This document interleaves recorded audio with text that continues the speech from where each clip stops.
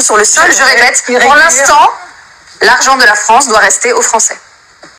Donc les sans-papiers, pour vous, ils ne doivent pas être soignés Mais une chose après l'autre. Mais qu'est-ce que tu Aujourd'hui, il y a des... Donc, maman Delphine, tu penses que c'est de la faute des sans-papiers que la France n'a pas d'argent, hein? Je ne vais pas aller sur l'argument, ouais, la France a tout volé en Afrique, on l'entend trop, ça. Mais ma très chère, laisse-moi te dire une chose, les livraisons de AliExpress sont mieux gérées que la politique française. Le problème de la France, ça n'a jamais été des étrangers, ou peu importe, ça a toujours été vos personnalités politiques qui distribuent l'argent de la France comme de l'apéro. La France a versé des millions ou des milliards à l'Ukraine, au lieu de lui dire de fermer sa bouche parce qu'il n'a pas assez d'argent pour pouvoir battre Poutine. Et non, la France papa gâteau dans les bêtises. Ensuite, tellement que la France est un téléguidé des USA, il est obligé de soutenir une guerre qui n'est pas juste, c'est-à-dire soutenir des personnes qui font cette guerre pour au final verser de l'argent comme un zing-zing aux victimes de la guerre. Ce ne sont pas des décisions bancales ça qui font perdre de l'argent, puisqu'au départ, elle aurait pu juste dire cessez le feu, arrêtez de faire du mal aux victimes.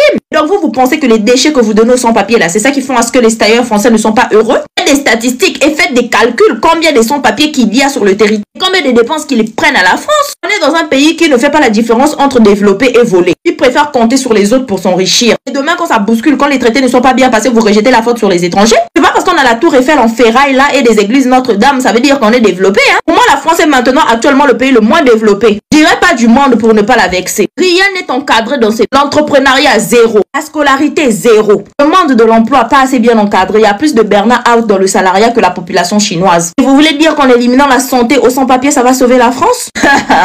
Mon Dieu. L'argent à la France appartient aux Français, ok, mais est-ce que c'est son argent même? Faut voir d'où vient votre confort. Peu importe, vous supprimez des aides sociales, peu importe à les étrangers, si vous pensez que c'est les étrangers le problème, les sans-papiers le problème. Madame, profite de ce confort-là actuellement. Comment la galère, la crise va arriver en France? Tu vas plus te maquiller avec du Sephora, tu vas te maquiller avec du Action. La France est en train de rétrograder, tu ne seras plus devant l'émission, tu vas tricoter, madame. Et ton présentateur à côté sera sûrement éboueur. Et bien sûr, l'argent de la France doit appartenir aux Français. Mais d'abord, faudrait que ça soit son propre argent et que la France doit arrêter de prendre des décisions wanglou comme ça.